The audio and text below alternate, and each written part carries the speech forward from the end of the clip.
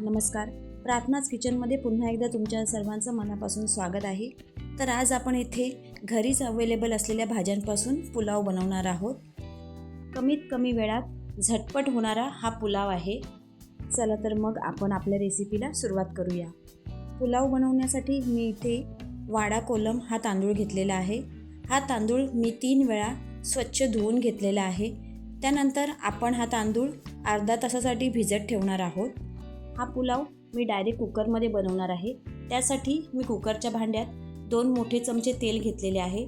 फोडणीसाठी मी अर्धा चमचा जिरे घातलेले आहे. त्यानंतर मी इथे तमालपत्राची पानंसुद्धा घातलेली आहेत.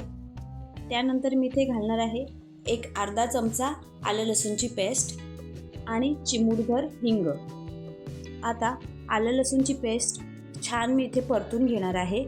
त्यानंतर मी याच्यामध्ये घालणार आहे बारीक चिरलेला कांदा मी इथे पातळ उभा चिरलेला आहे. कांदा छान परतून झाला की मी याच्यामध्ये घालणार आहे 2 हिरव्या मिरच्या. त्याही मी छान इथे परतून घेणार आहे. या फोडणीमध्ये आता मी इथे एक बटाटा क्यूबच्या साईजने कापून घेतलेला आहे. तो मी इथे घालून तोही छान इथे परतून घेणार आहे. त्यानंतर मी याच्यामध्ये घालणार आहे गाजराचे बारीक चिरलेले तुकडे. त्याचबरोबर 1 कप हिरवे वाटाणे आणि 1 टोमॅटो तोही मी इथे उभा चिरून घातलेला आहे. आता या सर्व भाज्या इथे मी मिक्स करून घेणार आहे.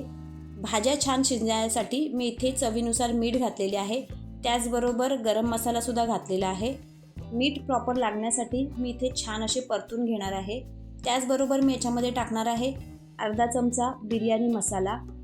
त्याचबरोबर मी इथे अर्धे लिंबू छान असे पिळून घेतलेले आहे. आता हे मसाले मी छान इथे परतून घेणार आहे. या प्रोसिजरमध्ये आपल्या ज्या भाज्या आहेत ना त्या जवळजवळ 40 ते 50% शिजल्या जातात.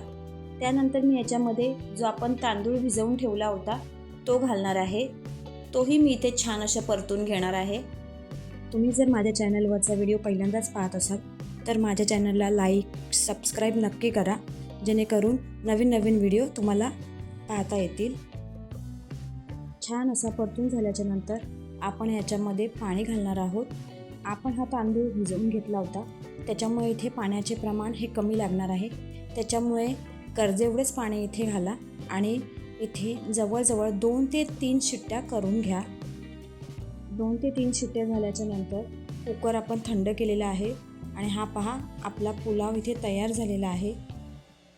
छान असा मोकळा मऊसूद असा भात आपला तयार झालेला आहे.